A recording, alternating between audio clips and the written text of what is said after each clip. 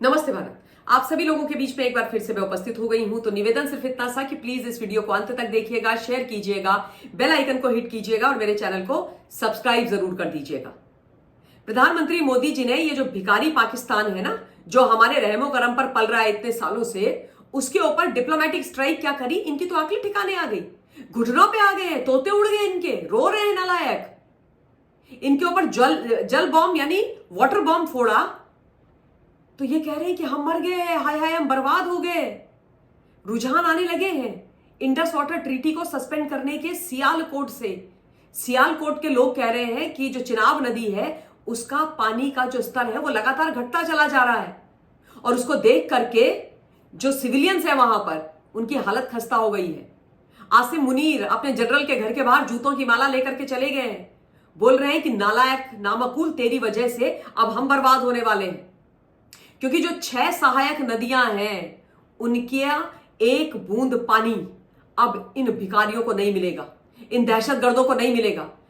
जो लोग आतंकवाद की फैक्ट्री करते हैं उनको भारत की नदियों का पानी नहीं मिलेगा और इस विषय पर बकायदा प्रॉपर प्लान भी तैयार कर दिया गया है।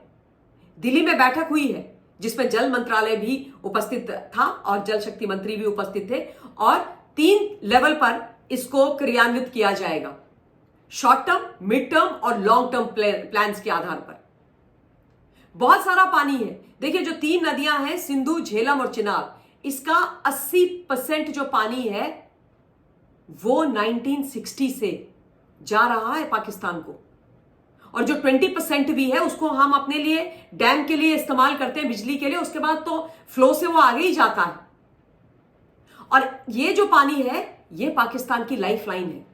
इससे इनकी 90% जो सिंचाई होती है खेती बाड़ी में वो होती है, तो 90% जो सिंचाई है वो इनकी रुक जाएगी। उसके अलावा 30% बिजली का उत्पादन ये करते हैं इंडस वाटर ट्रीटी के माध्यम से। जो पानी इनको मिलता है उससे वो भी ठप हो जाएगा, यानी इनकी इकोनॉमी, इनका एग्रीकल्चर और उसके साथ साथ जो सोशल स्टेबिलिटी है सबके ऊपर भयंकर खतरा आ गया है। एक चीज स्पष्ट मैं आप लोगों को कर देती हूं कि जो आने वाला समय है पूरे विश्व के लिए, उसमें पानी सबसे महत्वपूर्ण होने वाला है और पानी के ऊपर लड़ाइयां होंगी आने वाले समय में। कन्वेंशनल वॉर, न्यूक्लियर वॉर, उन सब से भयंकर होगा वाटर वॉर। और इस समय भी मोदी जी ने पानी का ही इनके ऊपर आक्रमण किया है। पहले इनको प्यासा मारेंगे और उसके बाद इनके घर में घुस करके इन नामाकुलों को मारेंगे।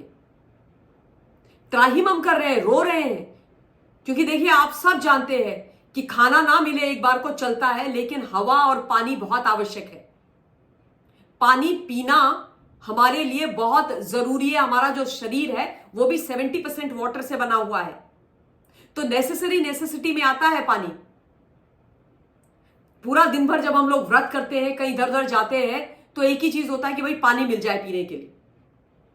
और जो मतलब एसेंशियल चीज है जीने के लिए, अर्थव्यवस्था को चलाने के लिए, पूरे देश को चलाने के लिए, कृषि करने के लिए, बिजली के उत्पादन करने के लिए, डे टू डे लाइफ को जीने के लिए, अगर उसी को रोक दिया तो फिर करो तुम्हें जो करना है, लड़के दिखाओ। फिर कैसे लड़ोगे? जब प्यासे मर जाओगे तब कैसे लड़ोगे? वो बिन जल मछली तड़प तड़प के मर जाती है ना, वैसे ही इनकी हालत होने वाली है। और इन भिखारियों की, इन दहशतगर्दों की हालत ये होनी बहुत आवश्यक है। जैसे ही हमने इंडस वाटर ट्रीटी को सस्पेंड किया, प्रधानमंत्री मोदी जी ने जो 5 डिप्लोमेटिक डिसीजन लिए उनमें से ये एक था, वैसे ही दूसरे दिन शरीफ आ गए इनके प्रधानमंत्री और एक प्रेस कॉन्फ्रेंस करके बोलते हैं कि हमने जो शिमला समझौता था उसको सस्पेंड कर दिया। मुझे इतनी हंसी आई उस बात को सुनकर के, और उस दिन भी मैंने लाइव में बोला कि जाओ करो, सस्पेंड करो, रद्द करो, हमको उससे कोई फर्क नहीं पड़ता, हमारे लिए वो जीरो है, अंडा है। भैया शिमला समझौता मेरे हिसाब से तो एक तरफा है और उससे अगर किसी को फायदा होता है वो पाकिस्तान को ही हो रहा था।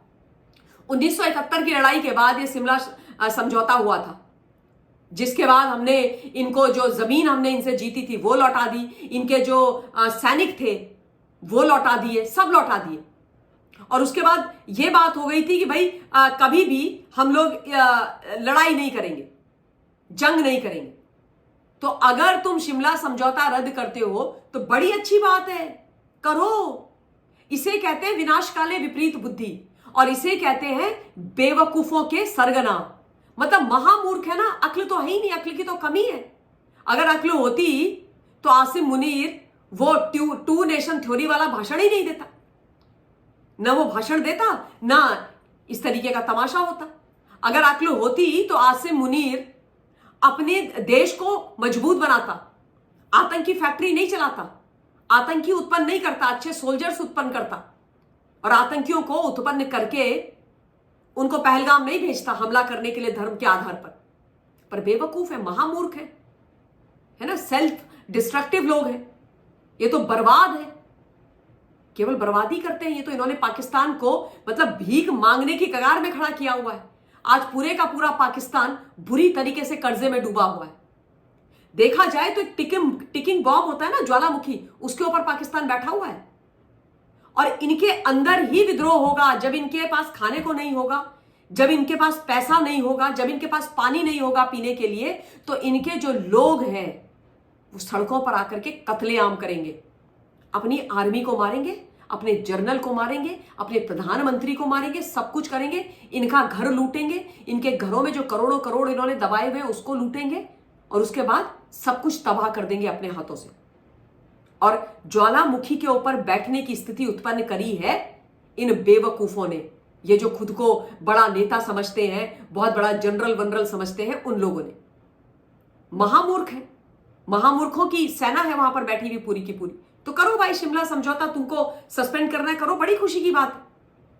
और एक चीज आज मैं आपको और बताती हूं, 4 प बता रही हूं। इन्होंने प से पठानकोट किया, इन्होंने प से पुलवामा किया, इन्होंने प से पहलगाम किया, और अब चौथा प हम करेंगे प से पाकिस्तान। और इन तीनों प का बदला लेंगे और इनकी ईंट से ईंट बजाएंगे, इनकी ऐसी तैसी करेंगे। मैं तो बोल रही हूं कि भुक्कड़ों, तुम्हारे साथ कन्वेंशनल वॉर तो बहुत दूर की बात है। तुम पहले ये जो जल बम फोड़ा है उससे बच जाओ, उसके बाद देखेंगे तुम्हारे साथ क्या करना है, क्योंकि भारत पूरी तरीके से तैयार है।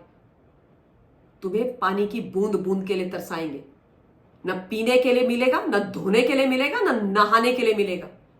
और तब तुम्हारी औकात ऐसे स्प्लिट सेकंड में तुम्हें पता चल जाएगी। वैसे बाय द वे औकात तो इनको पता लगी चुकी है, इनकी हड्डियां कांपी हुई, इसीलिए तो लगातार न्यूक्लियर न्यूक्लियर न्यूक्लियर युद्ध की बात कर रहे हैं, क्योंकि ये जो गीदड़ भभकी है ये खुद को बचाने के लिए दे रहे हैं। इनको लग रहा है कि हम न्यूक्लियर बॉम्ब की बात करेंगे, न्यूक्लियर युद्ध की बात करेंगे, तो जो भाई विश्व स्तर के बाकी के लोग हैं वो आएंगे समझौता कराने के लिए, बोलेंगे भाई न्यूक्लियर युद्ध होगा तो पूरा विश्व खत्म हो जाएगा, और फिर समझौते की बात कराएंगे, उसके बाद समझौता होगा तो हम बच जाएंगे, हमें शायद थोड़ा बहुत पानी मिल जाए। पर गीदड़ों, तुम्हारे साथ अब कोई रियायत नहीं बरती जाएगी। तुमको और जो आतंकी हैं उन सबको मट्टी में मिलाने का काम किया जाएगा, और तुम्हारे ही लोग तुम्हारी बैंड बजाएंगे। आसिम मुनीर, शरीफ, तुम देखो। इन्हीं शब्दों के साथ इस समय इस वीडियो के लिए इतना ही। बहुत बहुत धन्यवाद। जय हिंद।